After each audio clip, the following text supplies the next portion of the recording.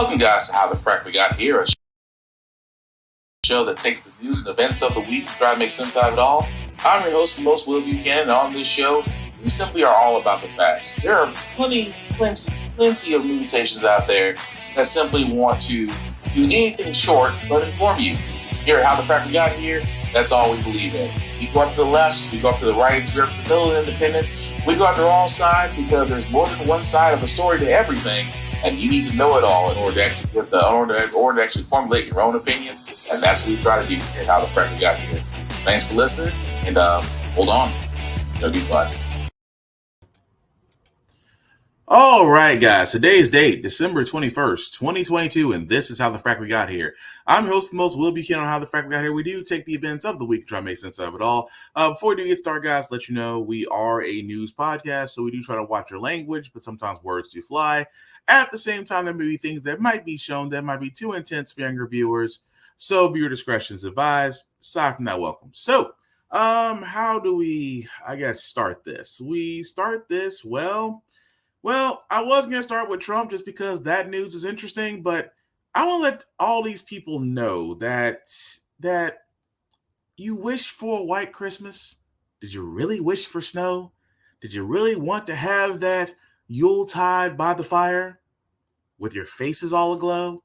Well, I hate you all. Of the brutal cold. I want to bring in Cheryl Scott from our Chicago station, WLS. So, Cheryl, tell us, what can we expect?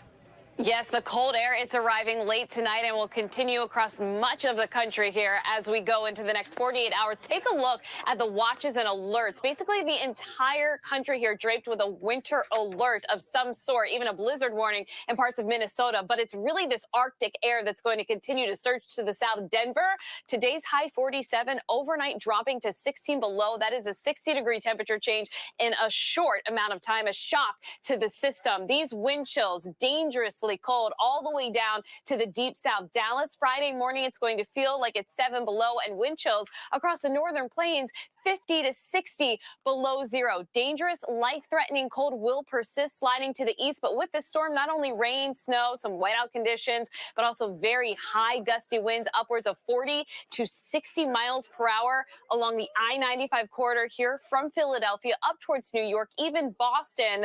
High winds here on Friday, definitely going to disrupt travel. Plan for delays and cancellations before the Christmas holiday. Alexis? Yes, I blame you people who all wish for this. Guess what? Mother Nature heard you. I hate you all.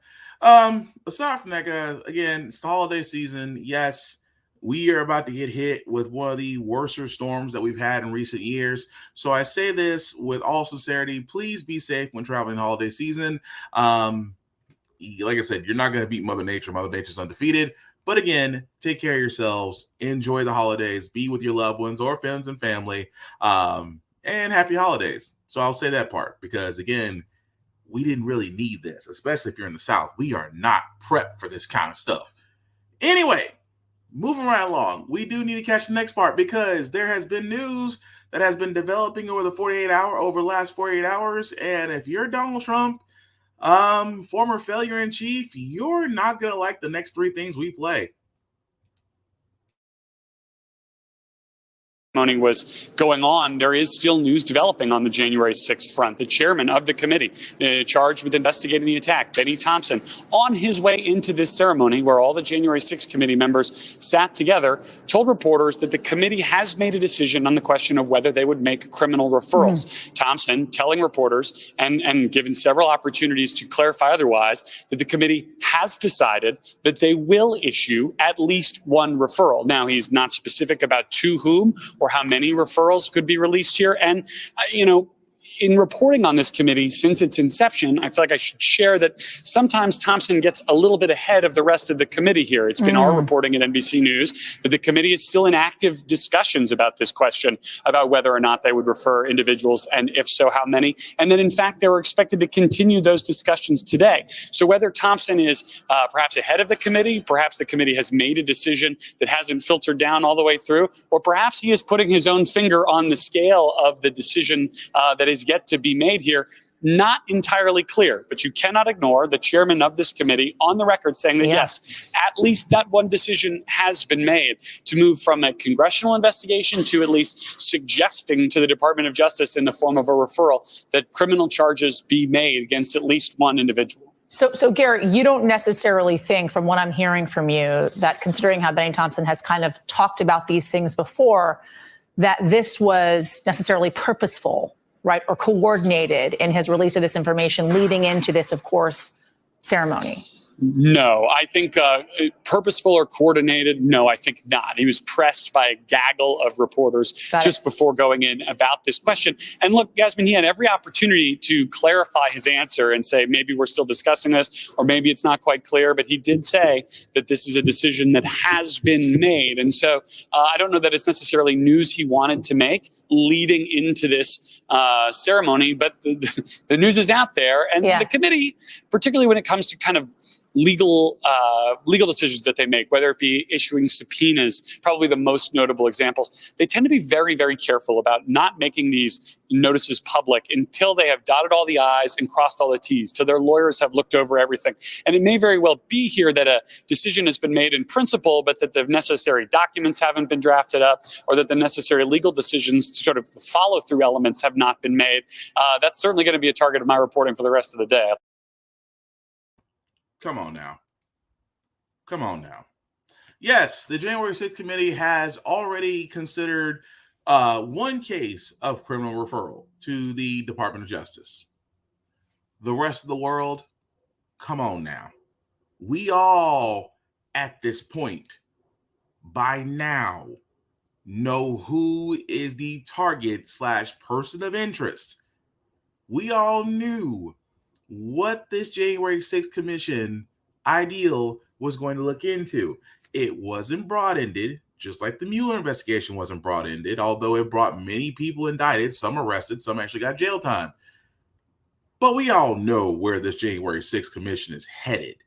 And the fact that we are discussing criminal referrals, who else could it be who they're referring to? That's right, they didn't say it, but the writing's on the wall. It's Trump. And again, I got nothing against it. You want to know why I've got nothing against it? Because it was obvious, and we've been saying it multiple times on this podcast.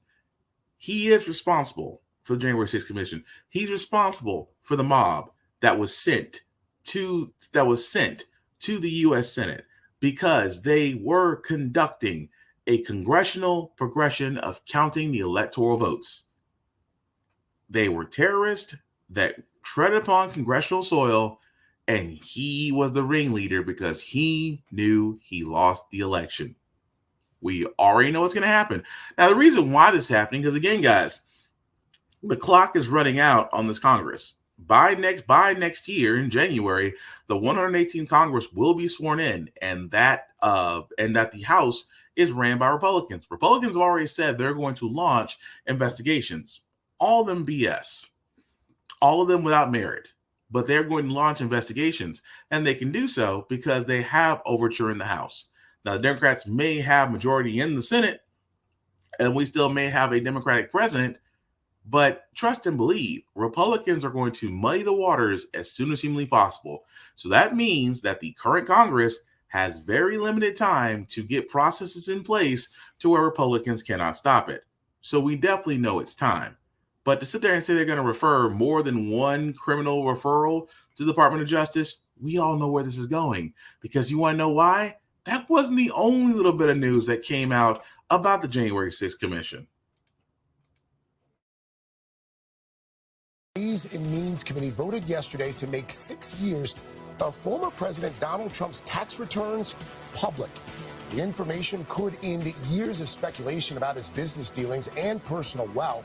The committee released a report concluding that the IRS failed to pursue mandatory audits of Trump on a timely basis during his presidency.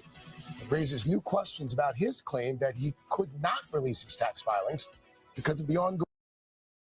Yes, they also, although this wasn't the January 6th committee, but they did decide that, I'm sorry, I apologize, that the January 6th committee did decide that they will release 6 years Trump tax returns to the public. Now, if you guys have followed my podcast last year, we followed a story where the New York Times was able to get a hold of a 20-year-old tax return that was done by Donald J. Trump, where he written off $1 billion of loss and paid $0 in taxes. Now, that was nearly 20 years ago, 2 decades ago. Could you imagine the last 6 years of Trump's tax returns and the fact that the IRS has failed to audit him? Not realizing for the simple fact of the matter is that who was over the U.S. Treasury at the time? That's right, Steve Mnuchin, the same person whose main job at the Department of Treasury was to make sure that Donald Trump's taxes never got out. So, again, why should we be concerned about Trump's tax returns?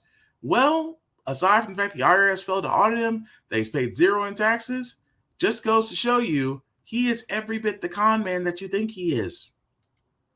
And even more so, listen to this next person when they sat there and said, well, when we got his tax returns, guess what we found? You've spent hours behind closed doors. You've just come out from the vote. Can you first explain to me exactly what you all are voting to do? Are we going to see a summary of some sort, or are we going to see all of the tax returns? Both, but for a limited period. Yes, Aaron, we've been at it for about the last 3.5 hours, discussing all aspects of this. Now there will be a report to the House prepared by Chairman Neal and his staff, a very thorough report. It includes a number of attachments. It includes additional analysis from the Joint Tax Committee, and it will also include some Trump tax returns. And is we're going to get sort of one thing, an executive summary, attachments, and some of the tax returns. That's going to be it. We're not also going to get all the tax returns, just to be very clear here. You will get all of the tax returns that the Supreme Court and the lower courts said that Mr. Neal's request could get. You will get all of those. That may be delayed for a few days only to permit time to redact things like Social Security numbers, personal ID numbers, that type of thing. But you will get the complete Trump tax returns such as they are for the years that Mr. Neal requested. Okay, so that's 2015 through 2020, just to be clear, yeah? That's correct. Okay. And I think what I find surprising, our focus had been on the IRS audit and whether it was being done properly, is the IRS did no audits at all until such time as the day they received Mr. Neal's request for these documents. And that day they requested the first audit. They have yet to complete a single audit of Mr. Trump. And I think they'll also be surprised by what's not there with the tax returns, and that is supporting data. Any taxpayer who goes in for audit has to produce some receipts and some affidavits and some substantiation. And that just seems to be missing from what we've been provided. So again, you wonder why it's all connected. I'll tell you why it's all connected. Because not only for the fact that Donald Trump may be seeing criminal charges, although he wasn't the person named by the January 6th Commission, although his taxes very soon will be released to the public for a short time, and it's all connected. And that's why I said, if you're Donald Trump right now, you are not having the best day ever. In fact, you should be a little concerned, considering the fact that you just announced that you're running for 2024. And again, if he is indicted on any of these charges, he's ineligible from holding any type of U.S. office, which would be great for the economy because it kind of tanked under him badly.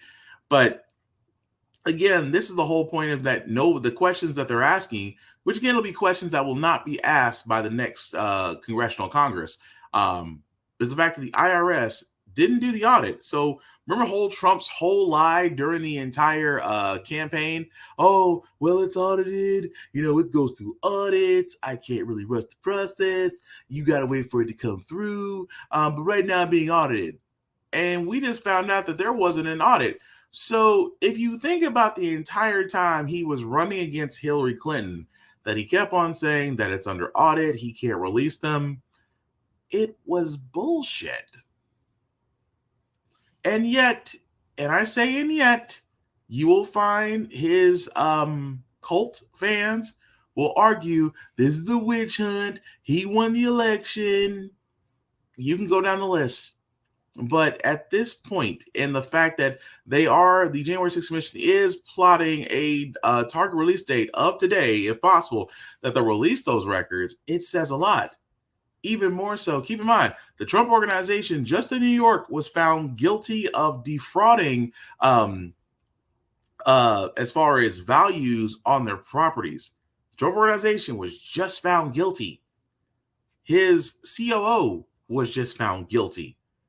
Do you not think in this house of cards there's going to be other things that are going to be falling? I believe so.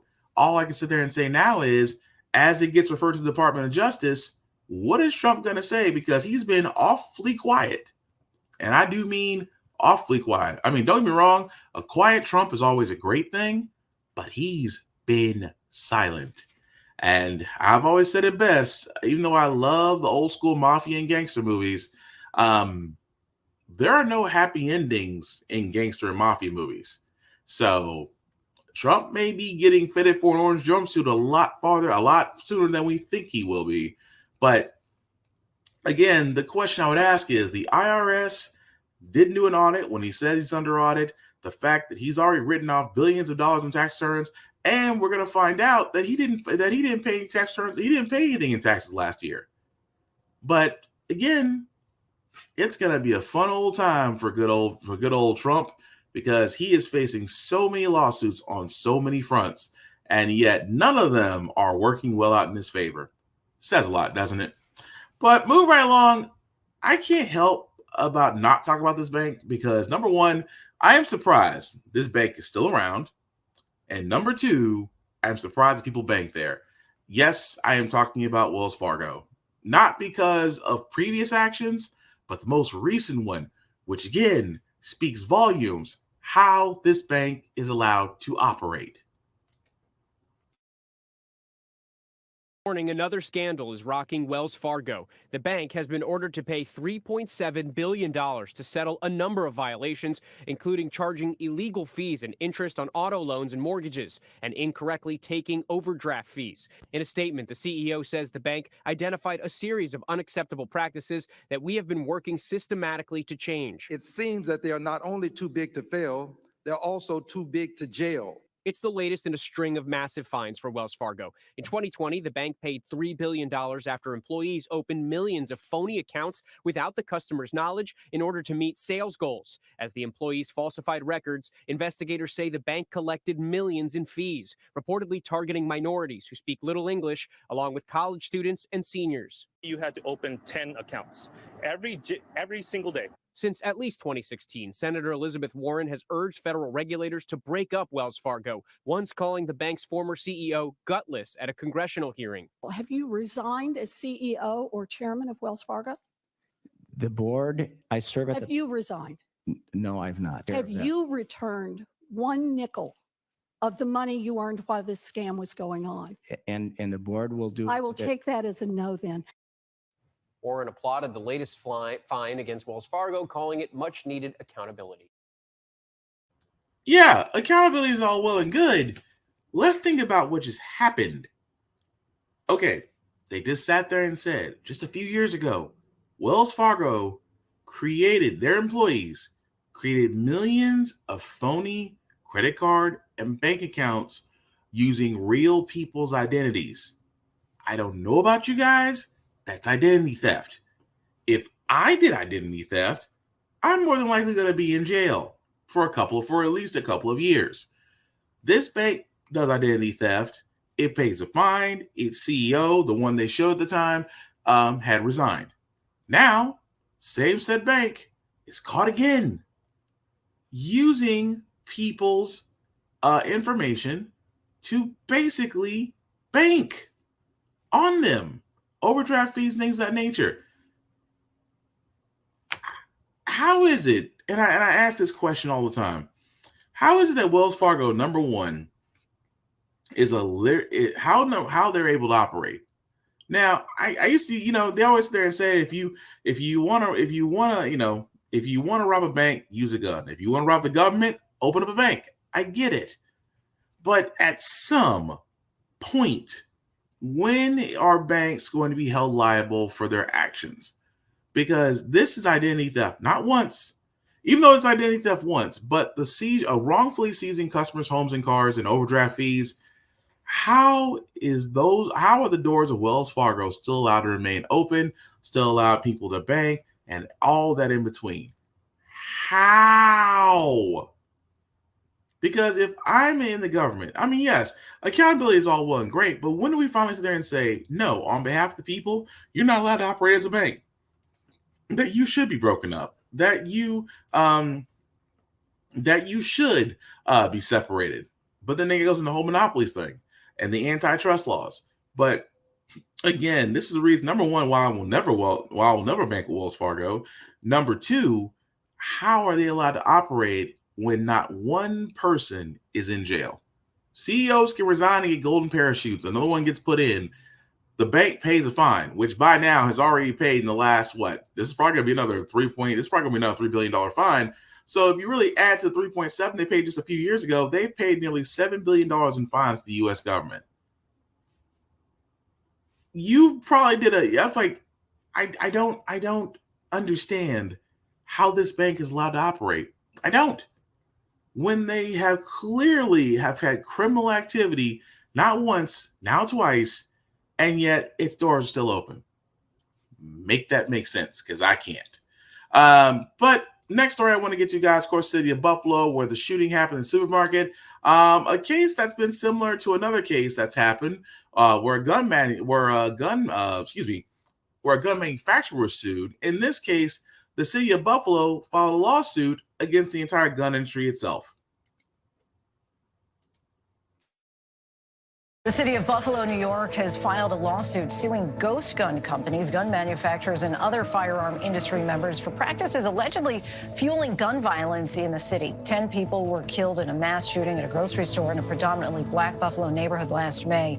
The mayor said the aim of the lawsuits is to fight illegal gun possession by holding gun makers accountable for how weapons are marketed and distributed. And they should. Now, again, I could be remiss and not sit there and say that, yes, ghost guns, which you probably heard of, not a lot recently. Ghost guns are guns that just come in kits, which means that with some simple tools and some YouTube, you could assemble a gun together and you have a fully working firearm. Here's the problem with ghost guns. Ghost guns do not have serial numbers. They are completely untraceable guns. And that's always been a problem. Ghost guns should have serial numbers. They should be tracked because, like, if you've ever bought a firearm before, every firearm has a serial number in multiple places. And if they purchase them, there is a paper trail to get back to said person to determine who has said gun. So, and Biden at one point was trying to get ghost guns to be either illegal or to be serialized. And the gun industry and some homosexuals out there argued against it. I have yet to figure out why. Because ghost guns don't require you to be of legal age. Almost anybody with money, internet access can purchase a ghost gun. Still currently. I even said in my home state of Tennessee, as long as you have a driver's license and money and you go to a gun trade knife store, gun trade knife show, you can get a firearm. Easy.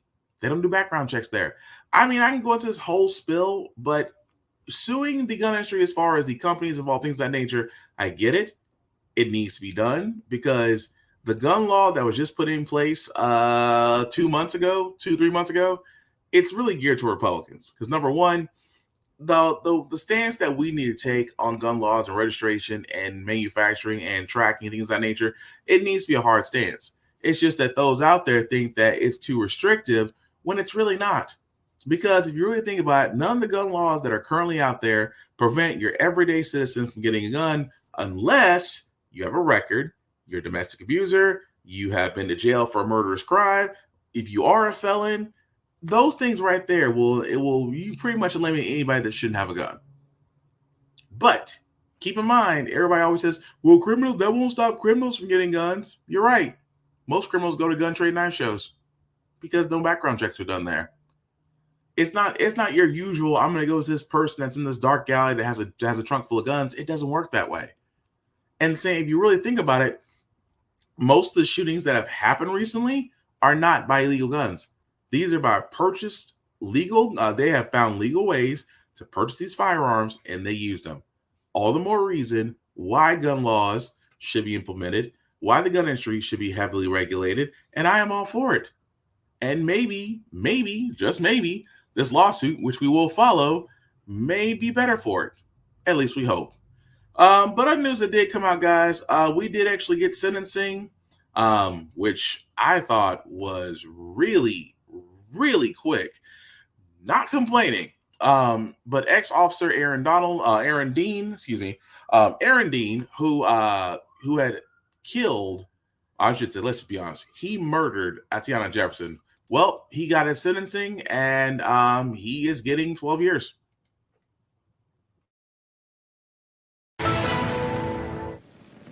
More on that breaking news we told you about. Aaron Dean, that former Texas police officer who fatally shot Tatiana Jefferson, has been sentenced to nearly 12 years in prison. Just got in these pictures and just got word on the verdict as it was reached. Bernarda Villalona joining us now, former homicide prosecutor, still attorney at law. So are you surprised? I know this is all kind of happening really fast, but are you surprised that he got it looks like 11 years, almost 12 years, 11 years, 10 months to be exact, and 12 days for the shooting death of Tatiana Jefferson?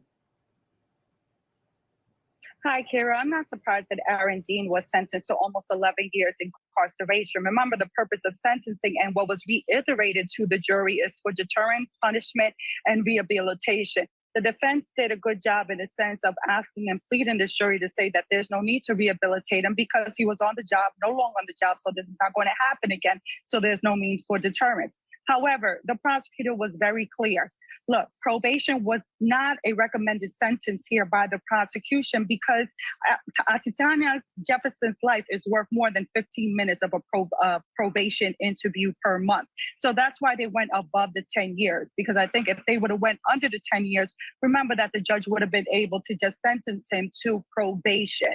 So in terms of, look, 11 years, that's not worth the life of Miss Jefferson, but at least they have some kind of closure. Remember, Amber Geiger was sentenced to 10 years and was tried in Texas. And the jury heard from several witnesses after more than 13 hours of deliberation. Do you think that was a pretty quick decision by the jury? No, not at all. Not at all. I think they had to take into account, you have to remember when it comes to police officers, that it's very hard for a jury to try to comprehend and wrap their mind around that a police officer went out there that morning to work with intent to kill someone. That's why I think that they came with a compromise verdict of finding him guilty of manslaughter as opposed to the intentional murder. So the jury was grappling and took their time in trying to, one, reach a verdict and came back with a guilty. But two, when it came to the sentencing, they didn't reach a verdict yesterday. They went out overnight and were sequestered, and they thought about what should be the appropriate sentence, but it's clear that it wasn't probation. Former Texas police officer Aaron Dean, almost 12 years. He's been sentenced to prison for the shooting death of Tatiana Jefferson. Bernarda, thanks so much for coming in on the last minute for us. And okay, so I want to point something out here. For all those that don't remember the Atiana Jefferson, forgive me if I mispronounce her name, case, she was playing video games with her nephew. The officer, Aaron Dean, was approaching the house, so the door was open, and decided to go around to the window. He saw Miss Jefferson and fired through the window. Yeah, no reason to shoot. Decided with guns drawn, instead of knocking on the door of an open house, knocking on the door, which door was visited. I mean, door was open, screen door was closed. And instead of knocking on the door and assessing the situation there, decides to go around. And therefore, that fateful moment of finding the window where she was with her nephew and she was shot and killed. 12 years. It amazes me so that why is it that officers always get some type of, I won't say leniency. Leniency seems a little too good of a word, but they always get consideration. They mentioned Amber Geiger. Amber Geiger, who walked in, who not only went to the wrong apartment, but shot an unarmed black man, got 10 years, where the bailiff consoled her, fixed her hair. The brother consoled her. And at the same time, she only got 10 years. Aaron Dean is only going to get 12 years for ending a life. that wasn't of no threat to his own. All I can sit there and say at this point is, when are we going to stop using the cop excuse for not giving them longer sentences that we would give regular people for doing the same type of crime? It's like, oh, well, they took into consideration he was a law enforcement officer. Shouldn't that kind of make you a little bit concerned that a law enforcement officer decided, because they're used to trying to use lethal force, that at that moment he decided lethal force was necessary?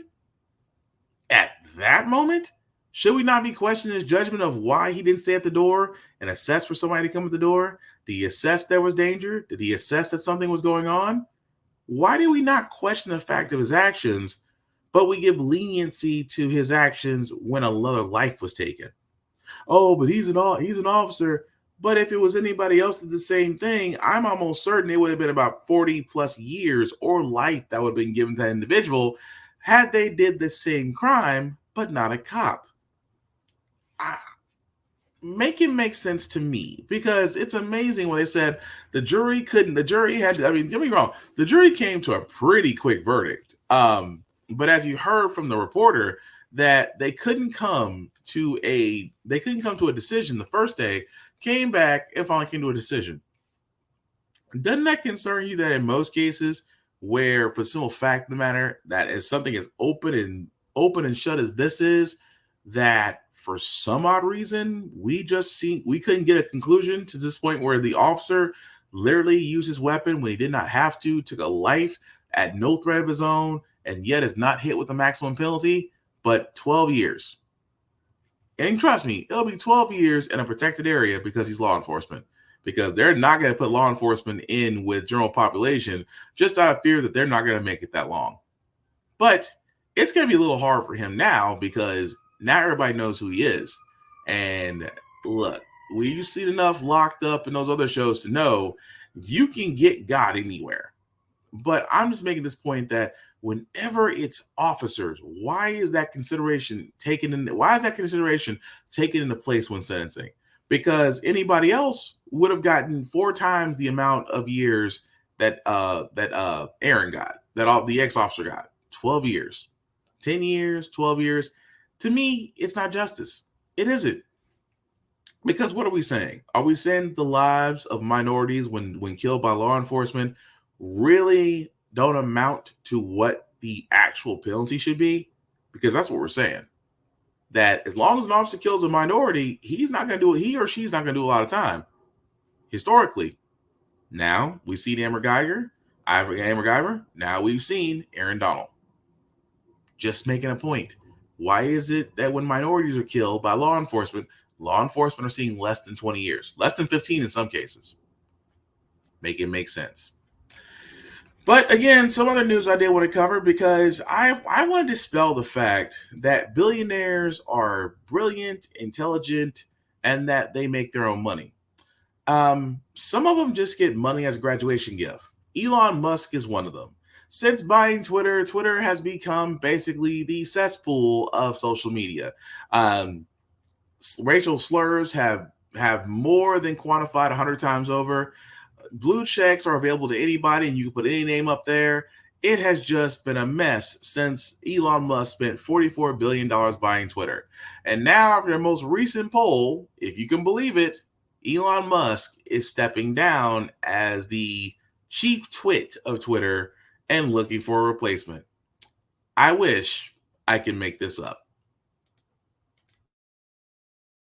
Announcing overnight that he plans to resign as the CEO of Twitter just as soon as he finds a replacement foolish enough to take the job. Those are his words. Andrew Dimbert, not foolish enough to take the job, but here with the details. Good morning, Andrew. Well, it hasn't been offered to me just yet. Good morning, Rebecca. So Elon Musk says he's out as CEO of Twitter after the results of a poll he posted on Twitter. Musk hasn't officially stepped down just yet, telling his 122 million followers his resignation comes with a catch. Overnight, Elon Musk announcing he is stepping down from his new role at Twitter, posting, "I will resign as CEO as soon as I find someone foolish enough to take the job." The decision coming just 3 days after he launched a poll with the caption, "Should I step down as head of Twitter? I will abide by the results of this poll." Of the more than 17.5 million voters, 57.5% said yes. The poll came days after Musk suspended the accounts of multiple journalists from major news outlets for allegedly violating Twitter's new doxing policy for sharing tweets by an account that posted publicly available data about Musk's private jet. You dox, you get suspended, end of story. That's it. But the following day, Musk reinstated all the accounts. Since the billionaire took control of the company in a $44 billion deal in October, he has sparked backlash and worry for the company's future, making immediate and drastic cuts to staff, overturning content moderation rules, and even sending Tesla's stock tumbling by selling off shares to fund the social media giant. And some experts say those sinking Tesla shares may be the real reason he's stepping back from Twitter. Rebecca? Andrew, thank you. Yeah, those shares. Again, billionaires are not the geniuses that you think they are, especially in Elon Musk's case. Now, I will say this because I say with a grain of salt, he says he's stepping down.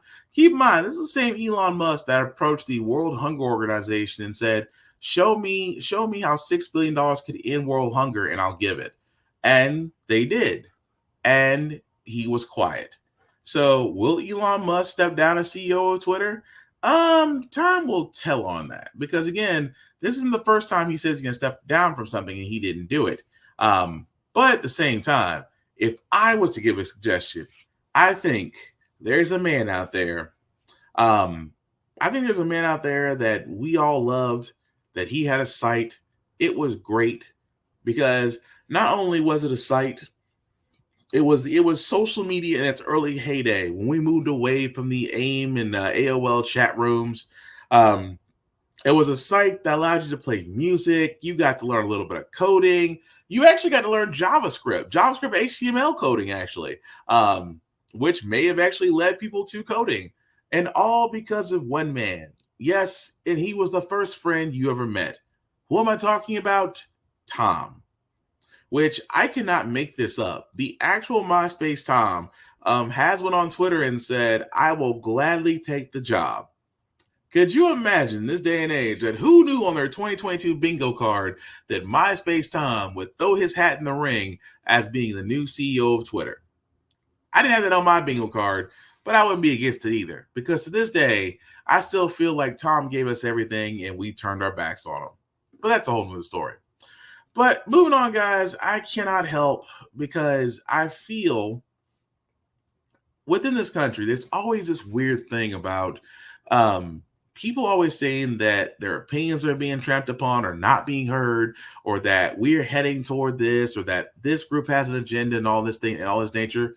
Well, unfortunately, there is a group out there, especially in my backwards state of Tennessee, but they are going after something, and I wish I could make this up. I really wish I did. But there is a bill out there in Tennessee that is limiting education by those willing to teach children. But there are those out there of the religious variety that swear up and down these groups of people have an agenda to turn children. I'm talking about drag queens giving story time to children, and how there's a bill out there to limit that in Tennessee. I wish I could make this up. I really wish I could. Tonight's original now, with in-depth reporting on a topic we've been keeping an eye on. And the latest fight, yet another fight, you could say, considering the conversation we just had, and the culture wars in America, relates to drag shows. Across the country, we're seeing lawmakers propose restrictions on these kinds of shows. And at the same time, they're being targeted more and more often by far-right groups, these events. Just this year, at least 124 drag events faced anti-LGBTQ protests or significant threats, according to GLAAD, an advocacy group. And the LGBTQ plus community not backing down. NBC's Kathy Park takes us to Tennessee, where some are getting ready to fight back. Veronica Electronica's 21 and Up weekend brunch show is a staple of Nashville's drag scene. But today, the show stops for an announcement. They want want to make drag performances illegal if it's in the public view. So right now, if that law passes, I would be committing a potential felony. Just letting you know. Tennessee Republican State Senate Majority Leader Jack Johnson introduced Senate Bill 3. The intent of the legislation is just to simply say that you cannot have sexually explicit entertainment, adult-themed entertainment, in a public venue where kids might be present. The LGBTQ plus community have come out saying, look, it targets our community. How do you respond to that? Well, I disagree. We're protecting kids and families and parents who want to be able to take their kids to public places. We're not attacking anyone or targeting anyone. I've heard references to this bill that it will ban drag shows. Well, no, it won't. It just says you can't do something that's sexually explicit.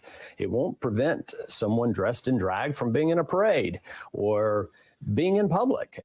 But Veronica and LGBTQ advocates worry this legislation could create misconceptions that drag is inherently sexual. I don't know who will be the drag police to judge whether my performance was adult-oriented. What does it mean when someone who is dancing shakes their hips? Cheerleaders clearly do it. Dance teams clearly do it.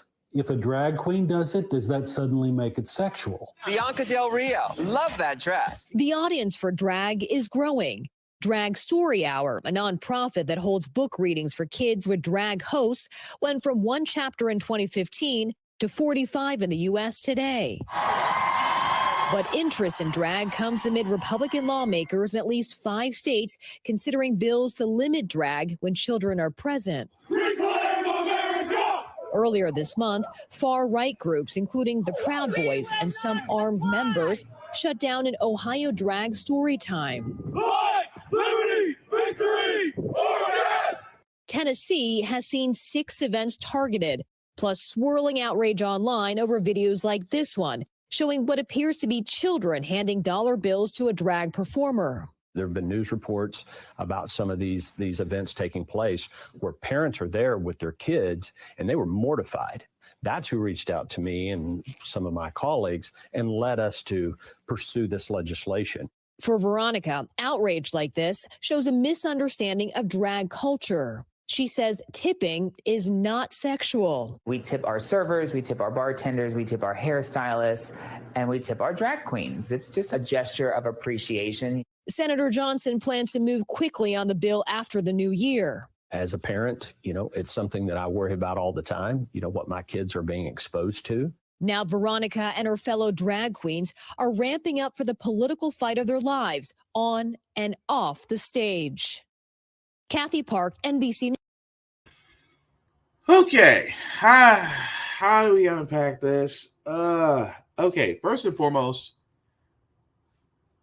it is amazing to me how Republicans, and again, I know I live in the South, I see it all the time, and forget my language, they're fucking idiots. It's a show. First and foremost, I like drag queen story. I like drag queen story time. I think it's great that people want to read to kids, to get them to read, because again, most kids have been on most electronic devices that can do a lot more than just showing them YouTube and TikTok and social media.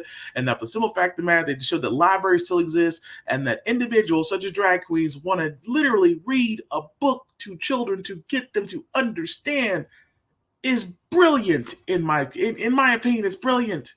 It gets kids to read. At the same time, we are teaching cultural sensitivity to children.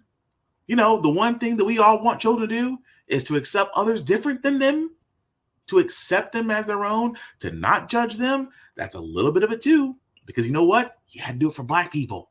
You had to do it for us. Remember so long ago, Tennessee? Wasn't that long ago that you guys decided that slavery needed to be removed from our actual Constitution?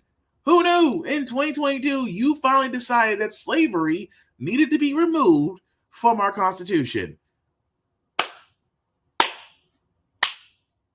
Bravo, you progressive sumbitches. The point I'm making out of all this is, this is harmful because you know why? Some stuck-up conservatives don't like what they say. Oh, well, you just can't show it in the public view. Really? You're worried about a drag show being seen on Broadway. So we're going to miss everything else that's on Broadway? Public drunkenness on Broadway? The endless bridal parties, the drunken pubs, the scooters that cause wrecks, and just debauchery that happens? You can name any bar, whether it's Jason Aldean's or Blake Shelton's or any other place, the Orchid. I can keep going down lists because Music City is full of bars. And where there's bars, there's honkies. Where there's honkies, there's drunk folks. Where there's drunk folks, there's law enforcement and possible other things being shown, especially if you go to Printer's Alley. The point I'm making is we have all that's going on that this bill is severely targeting one group. Oh, well, we just don't want debauchery to be shown in public. This comes from the same city that had about 5 strip clubs in the downtown area for the longest time. Granted, there are none now. There are none now except for 2 that's on the outskirts. But at one point, there wasn't a bill to get rid of them. No. There wasn't a bill to get rid of them till you decided that, oh, it needed to go. But drag queens and drag shows. Oh, well, we don't want our kids subjected to sexual content. You go to a Titans game. Look, I hate to break it to you. Have you been to a Titans game? Have you seen a cover-up cheerleader? Have you been to Hooters? Have you seen a cover-up waitress? Have you been to any place? Twin Peaks. I'll do another one. Twin Peaks. I don't know if you ever noticed, but if you ever went to Twin Peaks, the waitress is there, slight wardrobe problem. I mean, he gets them tips. Hooters, they get tips. Twin Peaks, they get tips. Titan cheerleaders, for all I know, they get tips. All within the public eye. Not one thing is said about them. Not one parent's going to sit there and be like, I can't believe I brought my child to this establishment and there's this girl with her chest out in short shirts, and what am I supposed to do with that? Nothing. Shut up and enjoy your wings. That's the establishment you walked into. But let this be known. This is targeting LGBTQ plus members. This is. Oh, children, I saw a child giving $1 to a drag queen. It's a tip. Have you not heard of tips? Well, what messages it send? Absolutely nothing. It shows your ignorance of accepting other people's cultures. It shows your hypocrisy. These are the same people talking about, I love Jesus. Jesus loves everybody. But you don't. These are the same people that will sit there and say, well, we're just protecting our children. They do that bullshit. We're protecting our children. Really? Tennessee's education level? Have you noticed lately? Public education is in the toilet. Graduation rates are a joke. Dropout rates are increasing. Teen pregnancy is high. And at the same time, you want to talk about protecting children from drag queens?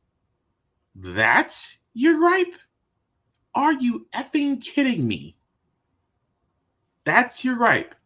Keep in mind, that's what the target is. This is the whole thing about conservative Republicans. See, what they always try, the intention is behind what they really want to do. And trust me, in Tennessee, along with 4 other states, this is what they're trying to do. So for anybody that's confused about this, I support LGBTQ+. I think Drag Queen Story Hour is a wonderful thing because at least they are helping out children far better than our state and city legislatures are. Yes, I said it. Especially the fact of the matter that when you think about Republicans are attacking, they're also ignoring. What I mean by that is, I mean this story here. An Ohio teacher told principals using students' preferred pronouns violated her religion. She was forced to resign. The teacher, Vivian Garrity, according to the Alliance Defending Freedom, which is, again, a conservative think tank, said that she should have not been in a position to choose, quote unquote, between her faith and her job. This woman at that middle school that was showing there had a student who wanted to be associated with their new gender and their pronouns. The teacher refused to do that on the basis of their religion. It went against their religious beliefs. You probably heard this before. I can't do this because it's my religious beliefs. I can't give this gay couple a marriage license because it goes against my religious beliefs. I can't sell you this ham because it goes against my religious beliefs. You are a public servant. Unless you work in a religious institution, whether it's a Christian private school or anything of that nature, then that comes with the territory. I mean, there's schools out here in Tennessee, like DCA, for example, is a Christian school, comes with the territory.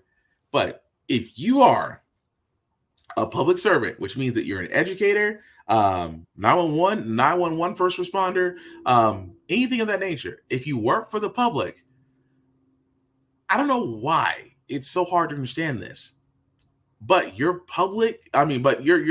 religious beliefs take a back seat. You serve the public.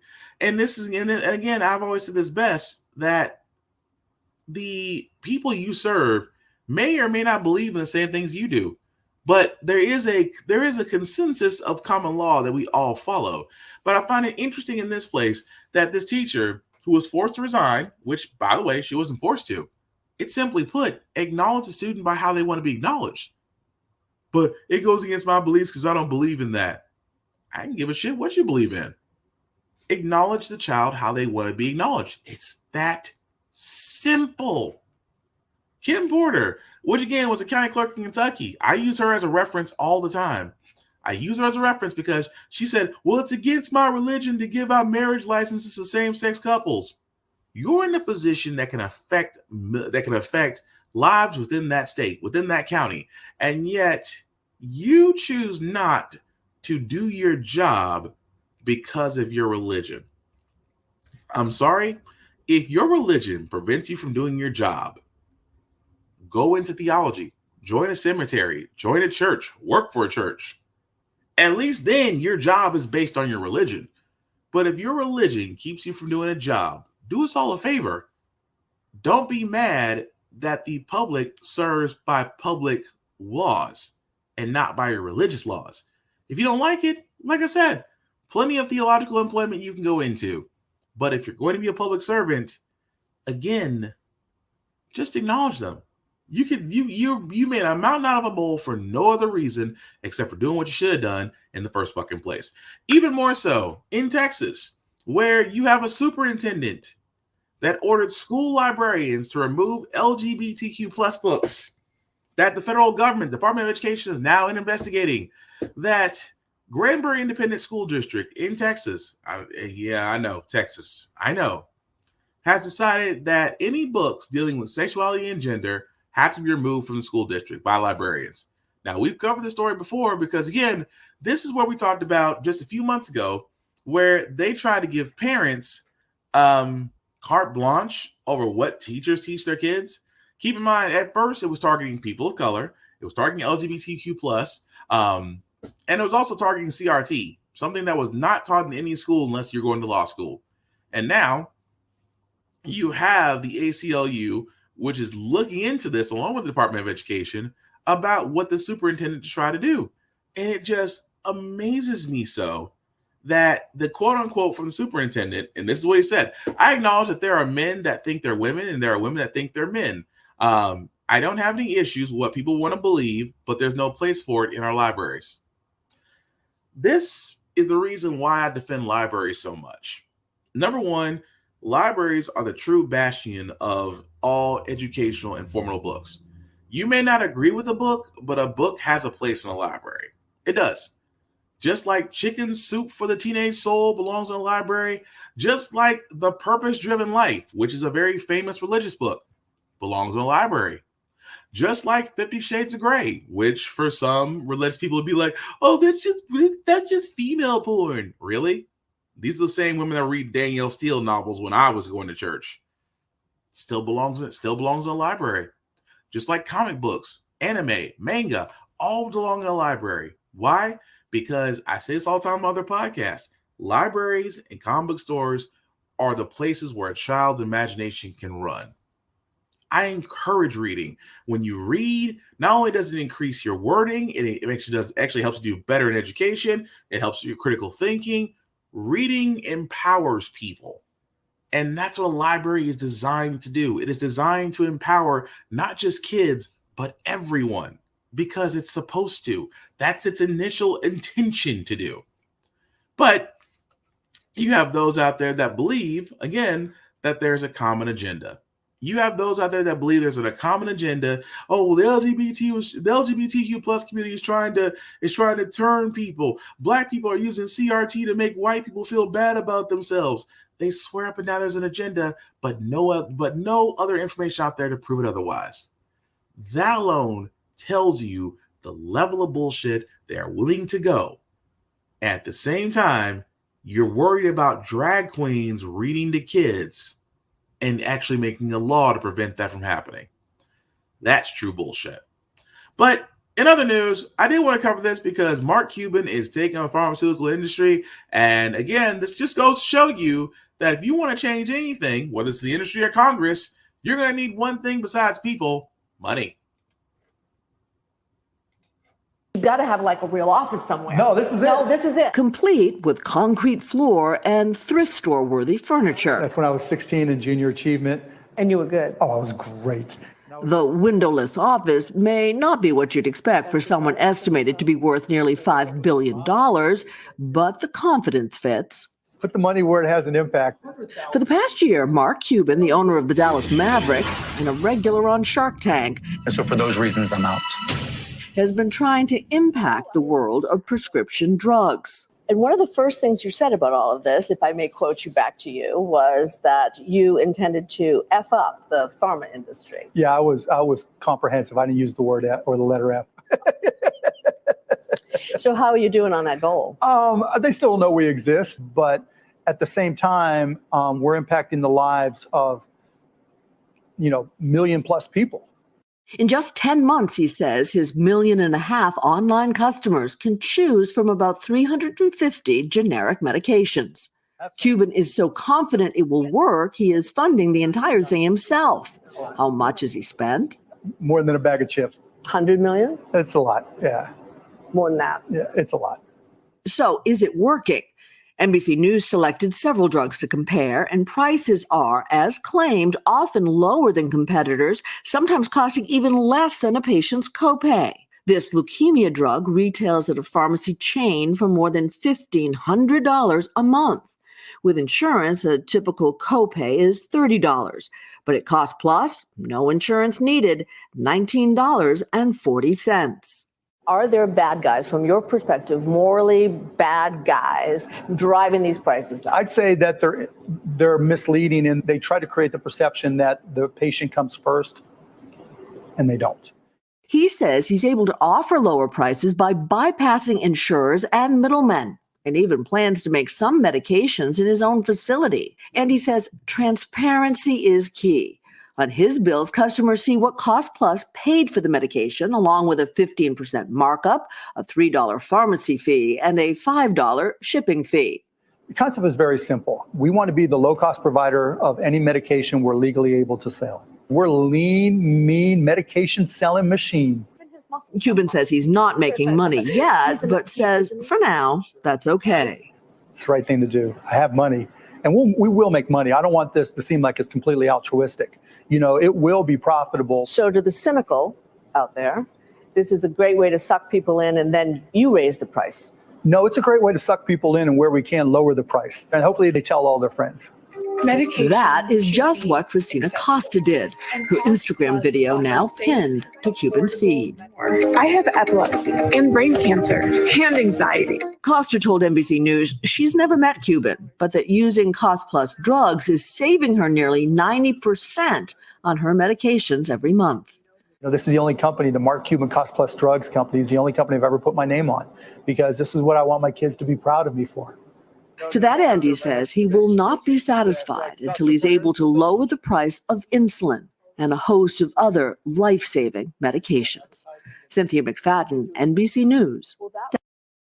Now, don't get me wrong. Mark Cuban, for what he's doing, is very honorable. It really is.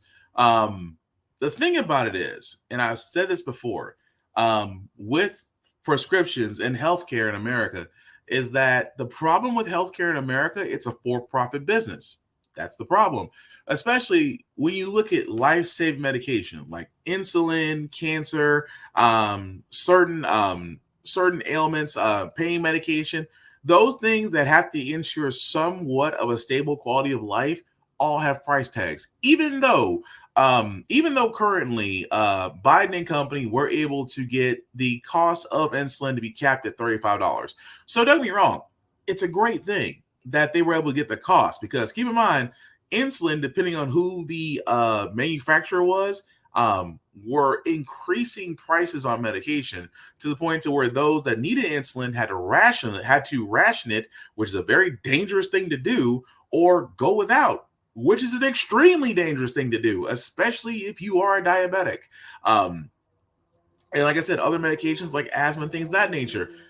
Now, again, he is taking on the one thing that most pharmaceutical companies and healthcare insurance companies don't want to happen, because for all those that don't know, the U.S. is a closed drug market. What I mean by that is that the drug market in the U.S. is only specific to Canada and another country, and that's it.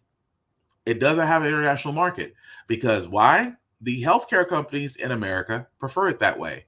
They can control the pricing, they can control the market, they control the profit. You know how I said that everything goes back to a for-profit business? Now, what Mark Cuban is doing is, he's upsetting the market. That his prescription company is basically going to Shark Tank everybody, if you will. And nothing wrong with that, because as much as I see Biden being progressive, I don't see him going after healthcare enough to where not only one, we need to be under a unified system, but number two, that we need to see life-saving medications be at zero. I've said this before, and I'll say it again. Any life-saving medication should not be charged. It should be zero, because let's be honest, the reason why we call it life-saving is because without it, you die. So therefore, it is amazing to me that we are living in a society where you have to pay for medication in order to live, versus that medication being covered by your health insurance at no cost to you. So therefore, you can continue living or having a suitable lifestyle. But don't get me wrong, I like what Cuban's doing.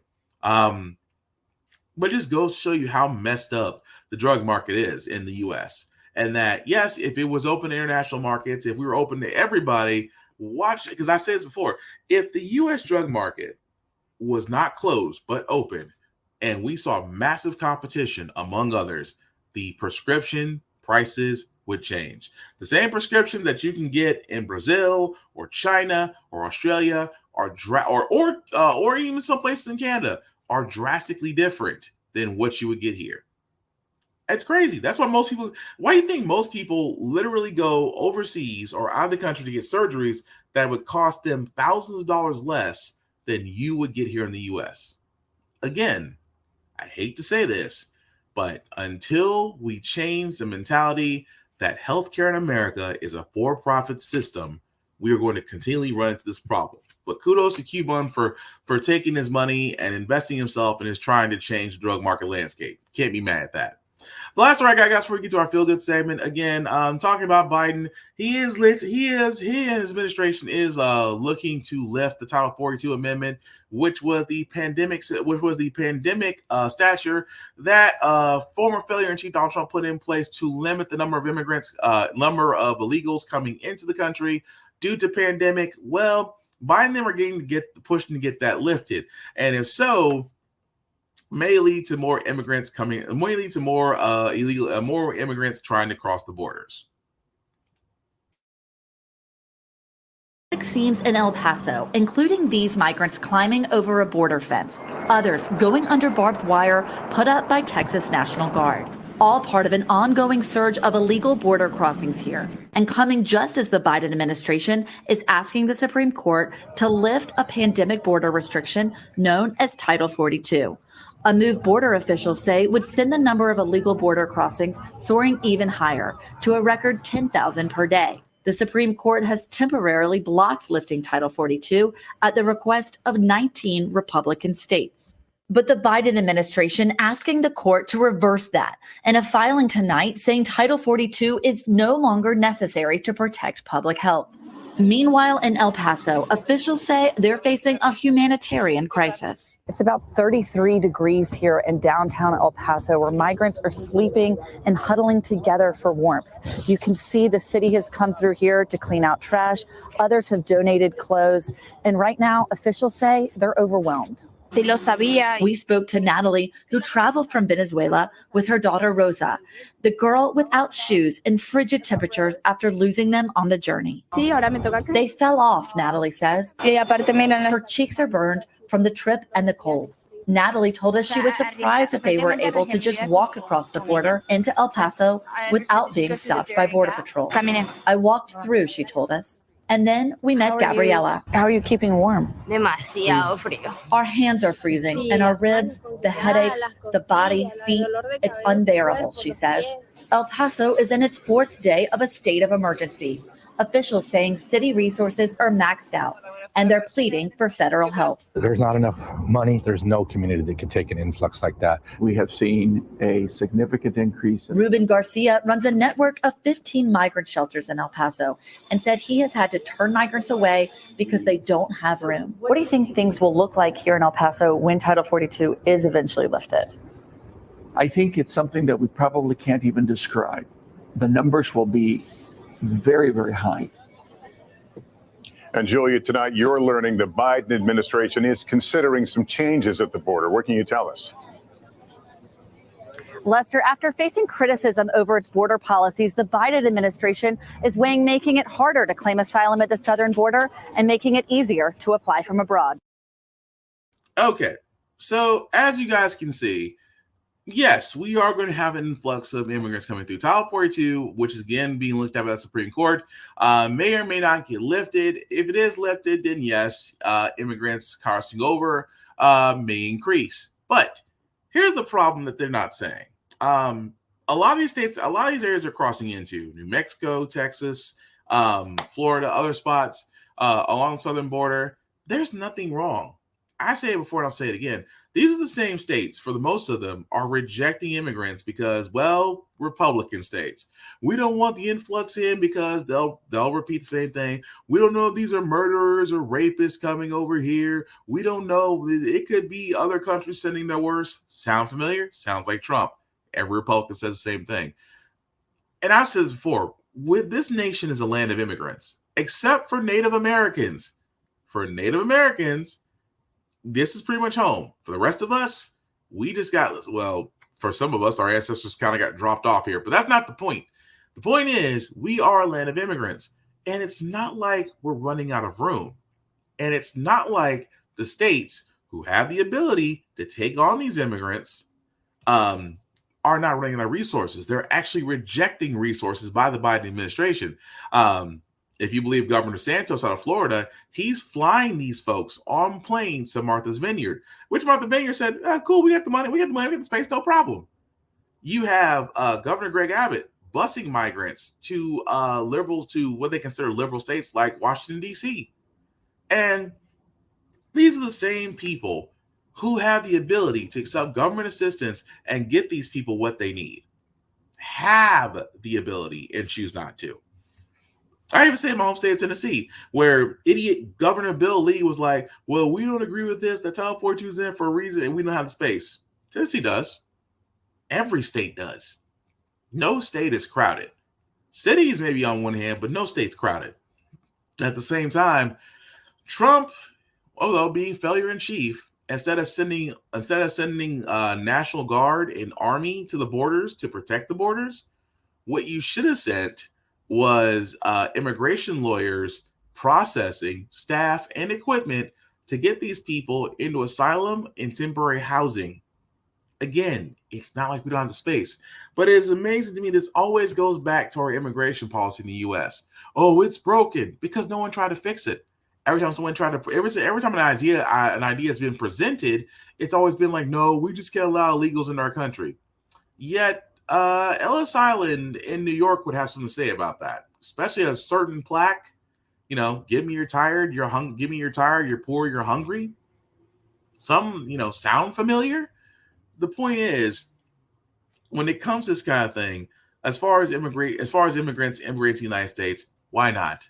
But it kind of goes back into a certain fear where a certain male population understands that in the coming years, they are going to be the minority. Why? Their population is declining. Whose populations are increasing? Minorities. So maybe the next 10 years, maybe the next 15 years, minorities will take over and become the majority, and the Mayo will become the minority.